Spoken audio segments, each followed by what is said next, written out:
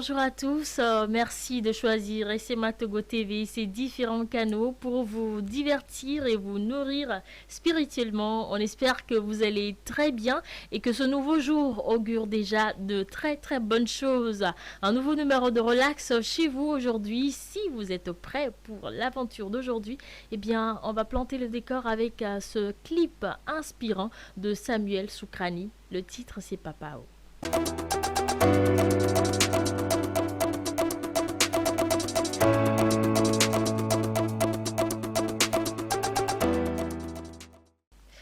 Ils sont nombreux, hein, ces prêtres qui fêtent aujourd'hui leur anniversaire sacerdotal, plusieurs années au service de l'évangile du Christ, de la communauté. En l'occurrence, Monseigneur Nicodème Barriga et le Père, notre ami, comment dire, les mots me manquent. Notre respecté, notre préféré, notre adulé, tout ça. Je peux continuer, la liste est longue. Je parle du Père Odilon. Joyeux anniversaire à vous, mon Père. Merci pour tout ce que vous avez fait dans le corps du Christ jusqu'à aujourd'hui. Que Dieu vous fortifie et vous encourage Amen, encore. Amen. Ainsi soit-il. Oui. Alors, motivation, c'est tout de suite avec le Père Odilon, puisque Monsieur Raymond était pressé de l'annoncer. Eh bien, bonjour mon Père. Bonjour, papa. Oui, alors aujourd'hui, c'est un grand jour pour vous et pour nous tous. Et donc, je suis sûre qu'aujourd'hui encore, le message est nourrissant. Le message est très nourrissant. J'ai raison, n'est-ce pas? Oui, comme toujours. D'accord, alors. Le message du jour, ça porte sur la décision. Toujours prendre des décisions. Puisque nous ne sommes pas le produit de nos circonstances, mais nous sommes le produit de nos décisions, les décisions que nous prenons. Et c'est Stephen Covey qui dit: je ne suis pas un produit de mes circonstances, mais je suis un produit de mes décisions. Ce que je décide aujourd'hui de faire, c'est ce que je serai. Et cela me rappelle une toute petite histoire. Comme toujours, quand j'étais en classe de terminale, notre professeur de philosophie aimait toujours faire de petites interrogations chaque matin. Surtout le lundi matin, parce que les 2 premières heures étaient consacrées à la philosophie. Donc, on s'apprêtait toujours, surtout moi, je m'apprêtais toujours, je lisais mes cours, je révisais mes cours avant d'aller à l'école, parce que je savais que l'interrogation devait toujours arriver. Et un dimanche soir, je me rappelle de ce jour, j'étais là à la maison, je m'ennuyais un tout petit peu, et puis voilà mes camarades qui sont arrivés. Et ils arrivent, ils disent: mais on va sortir un peu. Et souvent, quand on sort, c'est pour aller cueillir les mangues. C'est rien, c'est juste pour aller. Voilà. Autour de 16 heures, ils disent: on va sortir un peu. Et puis moi aussi, tout de suite, voilà, je me suis lancé avec eux. Et puis on est allé cueillir les mangues et on est revenu tard, autour de 18h30 par là. Et quand on est revenu, il faut faire quoi? Il faut manger les mangues. T'es assis à manger, à causer, à tout faire jusqu'à 21h. C'était tard, très fatigant. Je me suis lavé. Et puis en même temps, je suis allé au lit. Le lendemain matin, parce que des fois, il arrive que le professeur fasse l'interrogation, d'autres fois, il ne le fait pas. Vous priez. Excusez-moi. Donc, je priais qu'il n'y ait pas d'interrogation ce jour-là. Mais arrivé à l'école, ce matin, à ma grande surprise, dès qu'il est rentré comme ça, il dit: prenez les feuilles, interrogation. Et dans mon cœur, je dis: aujourd'hui, je n'ai pas lu mon cours de philosophie. Et voilà que le professeur veut faire l'interrogation. On a pris les papiers. 3 bonnes questions. 3 bonnes questions. Bien appliqué. Bien appliqué, hein. J'ai pu répondre à 2. La 3e était un peu compliquée quand même, mais je me suis en sorti. Et à la fin, avec un 12. Mais c'était pas une bonne note, hein. 12, c'était pas une bonne note. Surtout chez mon papa, c'était pas une bonne note. Mais ce que j'ai appris de ça, comme je l'ai dit, nous ne sommes pas les produits de nos circonstances, mais de nos décisions, de ce que nous faisons. Nous ne devons pas nous laisser aller comme cela. Si j'avais déjà décidé d'aller chercher les mangues, cela m'arrangerait parce que je ferais mon planning à étudier avant lundi. Mais je n'avais pas décidé. Mais mes camarades étaient juste venus et je me suis laissé emballer et paf, je suis parti avec eux. Je n'ai pas décidé de partir, mais je suis juste allé. Et il ne faut pas se laisser aller comme ça avec les circonstances, comme les circonstances se posent. C'est-à-dire, quand tu te lèves le matin, ce matin, par exemple, tu t'es levé le matin, tu as pris des décisions. Tu dis: je viens au studio à telle heure, je viens faire tel travail. Et tu t'es apprêté pour cela. Et voilà pourquoi quand tu présentes, c'est juste formidable. Et c'est ça. Et pareil pour Hélène, tu t'es levé le matin, tu t'es dit, voilà, tu as décidé, je viens au studio. Et c'est comme cela. Quand tu veux faire quelque chose, tu prends toujours de bonnes décisions. Et pour nous chrétiens, pour prendre de bonnes décisions, il faut que Dieu soit au cœur de toutes choses. Ouais. Et pour matérialiser cela, je vais me référer à deux bons textes. Ouais. Le premier texte, c'est celui de l'évangile de Saint-Luc au chapitre 19, qui nous parle de qui? De Zachée. Oui, le petit Zachée. Petit cours de taille, je veux Zachée, dire. Évidemment. Et l'évangile dit ceci. Et voici un homme riche appelé Zachée, chef des publicains, cherchait à voir qui était Jésus. Qui était Jésus? Mais il ne pouvait pas y parvenir à cause de la foule, car il était de petite taille. Il courut en avant et monta sur un sycomore pour le voir, parce qu'il devait passer par là. Lorsque Jésus fut arrivé à cet endroit, il leva les yeux et lui dit, Zachée, hâte-toi de descendre, car il faut que je demeure aujourd'hui dans ta maison. Zachée se hâta de descendre et le reçut avec joie. Voyant cela, tous murmuraient et disaient, il est allé loger chez un homme pécheur. Mais Zachée, se tenant devant le Seigneur, lui dit, voici Seigneur, je donne aux pauvres la moitié de mes biens. Et si j'ai fait tort de quelque chose à quelqu'un, je lui rends le quadruple. Jésus lui dit, le salut est entré aujourd'hui dans cette maison parce que celui-ci est aussi un fils d'Abraham. Amen. Amen. Vous voyez, c'est beau ce passage. Tout d'abord, on nous fait part du désir de Zachée. Et de sa décision, c'est quoi? Il voulait voir Jésus. Et quand tu décides, tu mets toutes les conditions en place pour que tout cela se réalise.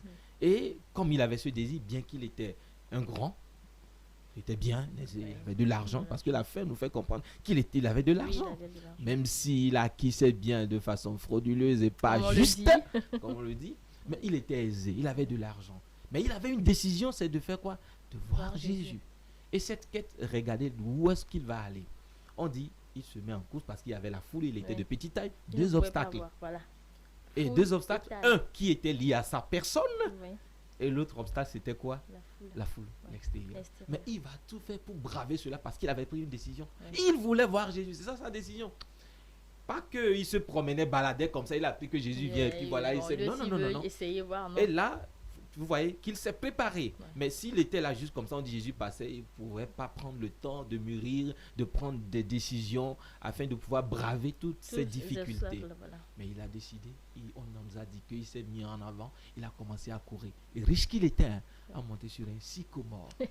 Et vous voyez, quand tu finis tes efforts, tu vois, tes efforts seront toujours récompensés. On nous dit que l'heure arrivée, Jésus passait.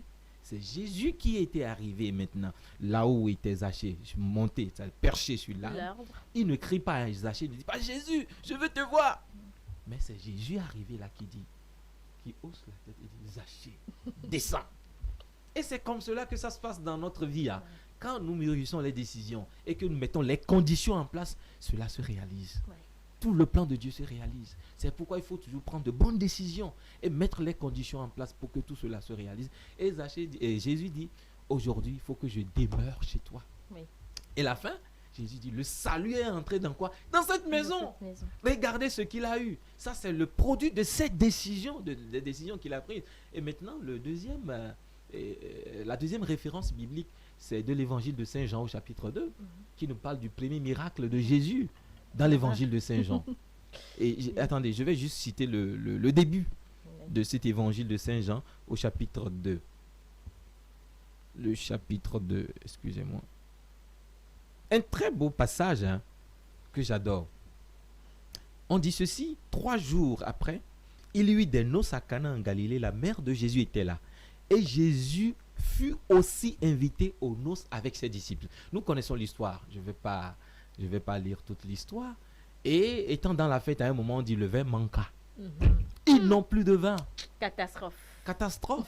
Et qui fait le premier pas? C'est Marie qui se met tout d'abord en route, qui va vers son fils et lui dit, ils n'ont plus de vin. Et Jésus lui répond, mais femme, que me veux-tu? Mais après, qu'est-ce qu'il dit? La dame revient dire au servant, faites tout ce qu'il vous dira. Et ça, c'est fort. C'est Marie qui revient malgré la réponse de Jésus. Qui dit, faites tout ce qu'il vous dira. Parce qu'elle sait. Qui ne peut pas rester les bras croisés. Elle sait ce que peut faire son fils. Oui. Et c'est après on nous dit que Jésus maintenant intervient, l'heure de Dieu étant venue, il demande, et c'est ça aussi, il faut apprendre du temps de Dieu. Ouais. Et à travers cette histoire, on apprend à attendre tout de Dieu. Pas parce que je veux quelque chose et je veux l'avoir tout de suite, tout de suite. Regardez notre génération aujourd'hui, parce que nous vivons dans une génération de comment vais-je le qualifier, de communication ou bien d'informatique où quand tu touches à quelque chose, voilà, tu touches à quelque chose, tu vois le truc se réaliser, tu appuies tel bouton, tu vois ceci, on attend tout comme ça, on pense que Dieu fonctionne comme ça, chap quoi, quelque chose comme ça. Mais dans cette histoire, nous voyons un peu, nous pouvons tirer cette leçon d'attendre toujours le temps de Dieu. Et quand l'heure est arrivée, c'est Jésus qui demande maintenant aux serviteurs de faire quoi? De remplir les jarres de l'eau. Et qu'est-ce qui s'est passé après? Lorsqu'ils l'ont puisé pour donner au maître voilà, de noces, qu'est-ce qui s'est passé? On dit l'eau s'est transformée en vin. Et un meilleur. Meilleur, hein? Et c'est fort ça. Oui. Et regardez, pourquoi cela est arrivé? Ça pouvait être une honte pour le couple. Oui. Une honte pour cette fête, pour ces noces-là. Oui. Mais pourquoi il n'y a pas eu de honte? Parce que Jésus était là. Parce qu'ils ont pris le soin, déjà au début, parce que l'évangile le dit. Marie était invitée et Jésus fut invité aussi avec ses disciples. Ils ont pris le soin sur eux de faire quoi? Comme une bonne décision de faire quoi? D'inviter Jésus.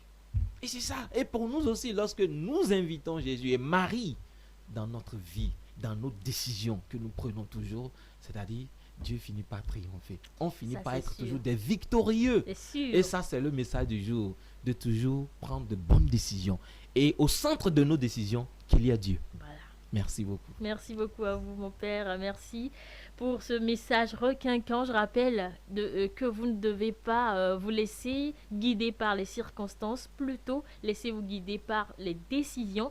Et dans ces décisions, invitez toujours Jésus, lui, dans la barque. Eh bien, la barque ne sombre jamais.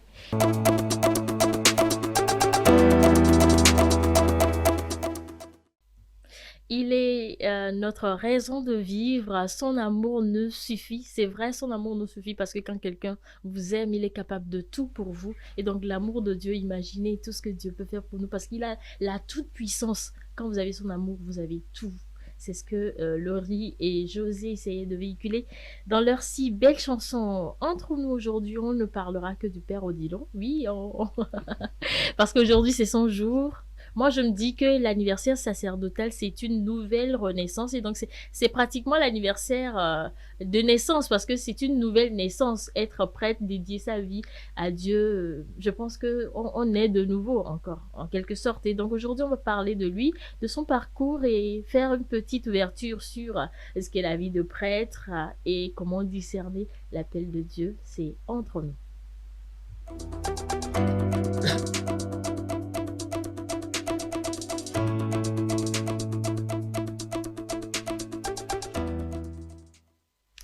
Alors, mon père, rebonjour. Bonjour, papa. Alors, aujourd'hui, nous sommes très heureux, ou heureuses, moi et Hélène, de vous avoir sur ce plateau encore et de pouvoir célébrer, disons, en live, cet anniversaire. Cet anniversaire de sacerdoce 2015. C'est cette année-là que moi, j'ai commencé les médias. Les médias? Oui. 2015-2022, ça fait 7 ans. 7 ans. 7 ans de vie accompli. Au service de Dieu. Qu'est-ce que vous ressentez?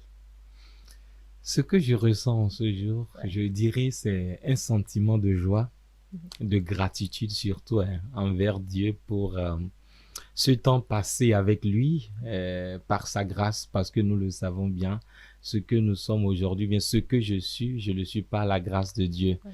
Puisque si Dieu m'a associé à ce grand mystère, lui qui est tout, qui nous demande aujourd'hui, surtout je vais essayer de particulariser cela pour parler de moi, et qui m'associe à son œuvre de salut et m'envoie aussi annoncer la bonne nouvelle à mes frères et sœurs, je dirais, je ne suis pas digne, mais il m'a appelé au milieu des hommes et veut que je sois aussi à son service et au service des hommes. Donc c'est un sentiment de joie pour l'attention, pour l'élection que Dieu a fait de ma pauvre personne. Voilà. Alors, nous partageons cette joie, Vous avez dit que Dieu vous a appelé. Entre-temps, je me souviens que vous aviez dit que votre rêve d'enfant, c'était de devenir pilote. Comment vous est venue cette envie-là de devenir prêtre? Non, pas pilote. C'est... Ah, d'accord, voilà. Médecin, et j'avais dit que... C'est un autre ami qui Oui, voulait devenir. voilà, c'est l'autre ami qui voulait devenir pilote. Et je me souviens que j'avais dit que il était devenu les deux. Voilà, et médecin des des- âmes. des- Voilà, voilà. voilà, voilà. Alors, comment vous est venue cette envie-là de devenir prêtre? De devenir prêtre. Il faut dire que tout part d'un désir. Comme tu l'as dit, une envie, d'un désir. Et depuis mon enfance, moi, mon papa était un enseignant. Et donc, nous avons vécu dans des villages, dans des zones vraiment rurales, éloignées, dans des campagnes. Ouais. Et nous avons eu la chance aussi de recevoir les prêtres missionnaires, qui étaient des blancs, qui venaient dire des messes, et ainsi de suite. Et c'est tout petit, quand je voyais ces prêtres venir célébrer l'Eucharistie, j'avais une joie intérieure. Et vous voyez, ils aimaient beaucoup s'amuser avec les enfants. Ouais. Et si la messe est à 8 heures, des fois ils arrivent 1 heure avant, puisque pour que les gens soient à l'heure, ils se promènent de maison à maison pour dire aux gens, est-ce que vous l'avez? Soyez prêts pour la messe va commencer bientôt. Et en ce moment, nous aussi, on le suit. Et on cause avec lui, il nous tient par la main, il s'amuse avec nous. Et quand la messe commence, moi, c'est ce que j'observais. Comme j'étais enfant, je voyais qu'il mettait un ruban, et pourtant c'est l'étole. Il mettait un ruban comme ça. Donc quand je revenais à la maison, j'aimais faire comme lui.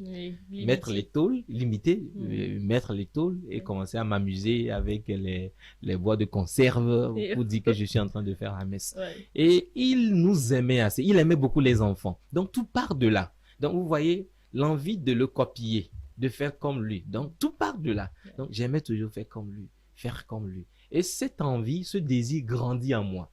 Donc, ça devient un désir ardent. C'est comme ça. Donc, tout petit, depuis tout petit, que l'envie de servir Dieu est née en moi et ça grandit. Et j'ai commencé à nourrir ce désir que j'avais en moi. Petit à petit, petit à petit. Et je grandissais. Quand on me demande qu'est-ce que tu veux devenir, je dis toujours médecin ou bien prêtre, Deuxième quoi. option. Voilà, ou bien prêtre, quoi. Prêtre ou médecin, quoi. Les deux, quoi. Soit ça ou soit ça. Et maman aussi m'encourageait. Il faut dire que la famille était aussi le lieu où j'ai beaucoup essayé de faire grandir cet appel de Dieu. Donc, maman nous encourageait beaucoup. Et j'avais un souci parce que je suis très, très timide. Aujourd'hui, vous allez voir le contraire. Oui. Et c'est ce que Dieu fait. Je suis très, très, très timide. Très, très timide. Je n'aime pas parler. J'aime beaucoup me cacher. Je n'aime pas prendre la parole. Et tout petit, quand je grandissais, quand j'étais au collège, on voit que ceux qui veulent devenir prêtres faisaient toujours partie du groupe des servants de mœurs, et ainsi de suite. Et pour moi, je n'étais pas dans ces groupes-là.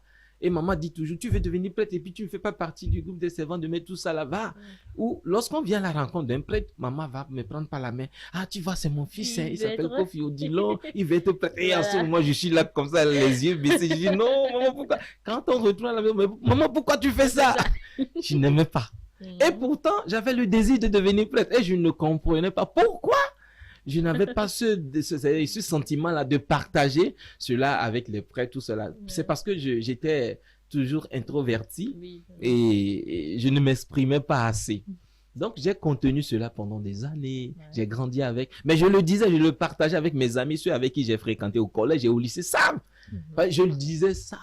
À bout de champ, partout je le dis que je vais devenir prêtre. Quand on me demande même en classe, et les femmes, même les filles aimaient se moquer de moi parce que je dis je veux devenir prêtre. Voilà, prêtre. Donc j'ai grandi avec ce sentiment jusqu'à avoir mon BPC. Je vais au lycée, le sentiment étant toujours là. C'est maintenant après mon BPC, je dis tu commences à grandir, jeune homme. Il faut que tu intègres maintenant le groupe des servants de messe parce que je ne pouvais pas comprendre. C'était comme si pour devenir prêtre, il faut toujours entrer dans ce groupe-là. Pour devenir prêtre. En ce moment, c'était ma compréhension. Donc, et j'avais 15 ans. J'ai eu le BPC à 15 ans. J'étais en ce moment au lycée. Je devais commencer le lycée à Takwame. Là, je vais à la cathédrale Sainte-Trinité pour m'inscrire. J'ai commencé à prendre des renseignements. Je dis, je vais intégrer le groupe de servants de messe. Et le jour-là, ils m'ont reçu. Ils disent, non, tu es trop jeune. Ça y est, tu as dépassé l'âge plutôt.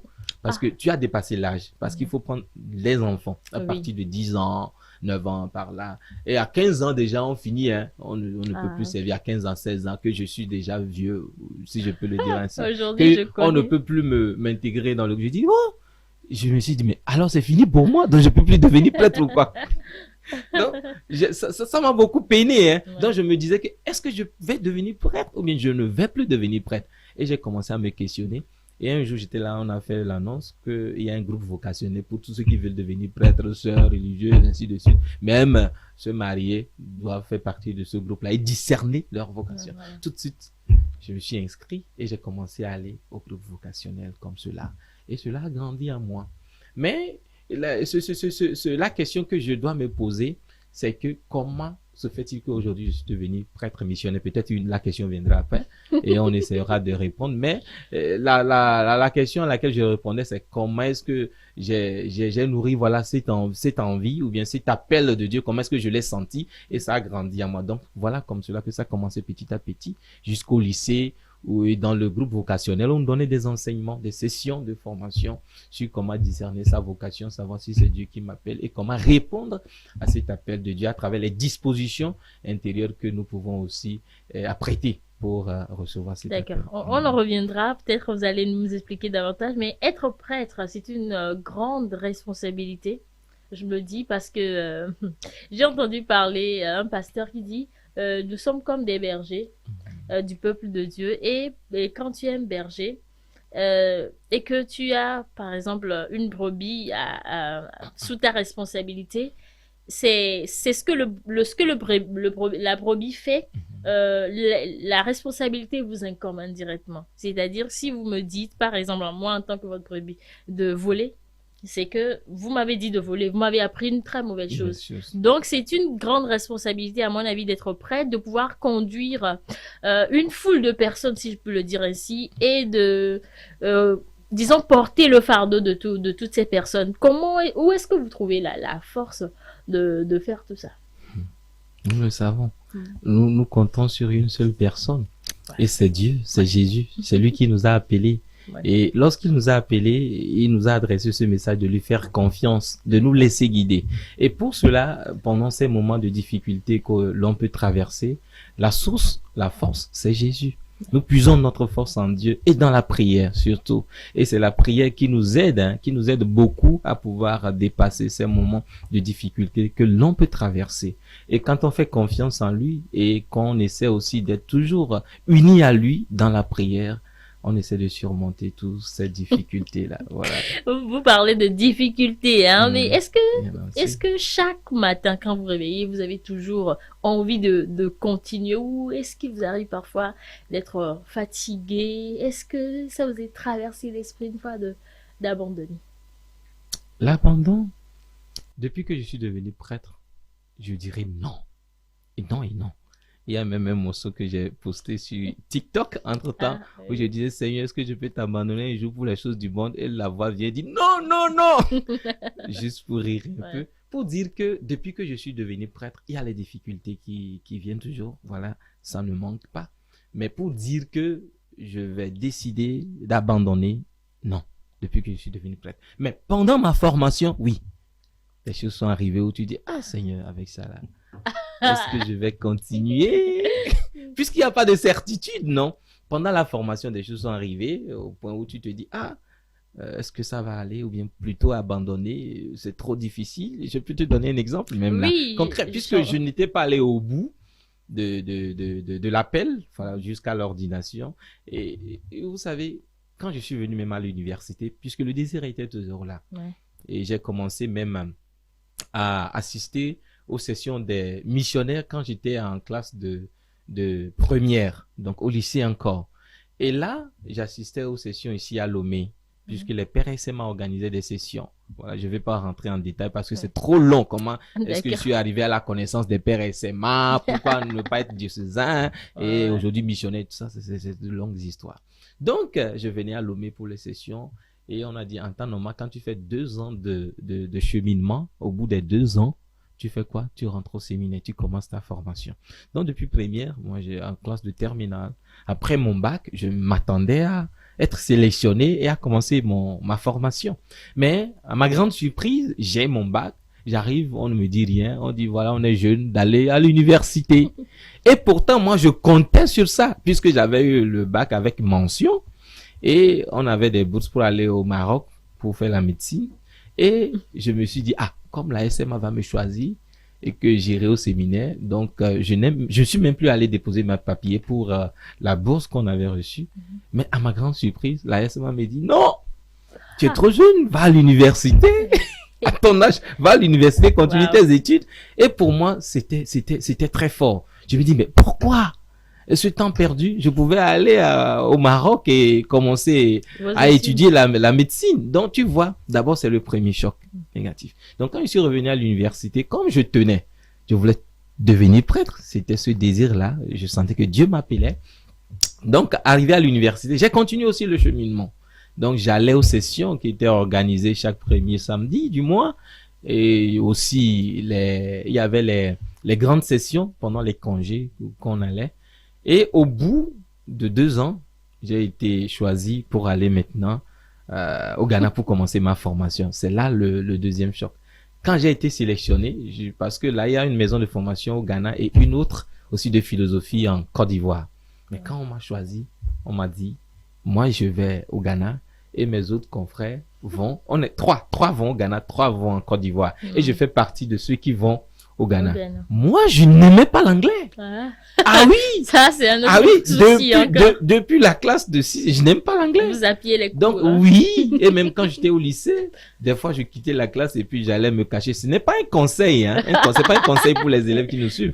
Et puisque j'ai payé pour ça, vous voyez, ça rattrape toujours. Alors, ce n'est pas un conseil aux élèves qui m'écoutent. Je quittais les cours. Quand il y a un cours d'anglais, donc j'y allais me cacher dans un champ de manioc qui était à côté de l'école et je faisais mes mathématiques. Parce que quand je revenais mathématiques, je casse. C'est 17 euros. Donc je me dis si j'attrape un 8 en anglais. Mais vous voyez que ça m'a rattrapé. Pour pouvoir réaliser le plan de Dieu, je devais passer par l'anglais. Mais j'ai fui, mais quand même, ça m'a rattrapé. Donc voilà que, arrivé, on me dit, Odilon, tu dois aller au Ghana. Là, j'ai dit non, là, vous ne voulez pas que je devienne prêtre. Quand le père m'a appelé, il m'a annoncé le supérieur régional et dit je suis sélectionné mais je vais au Ghana. Il dit Ghana?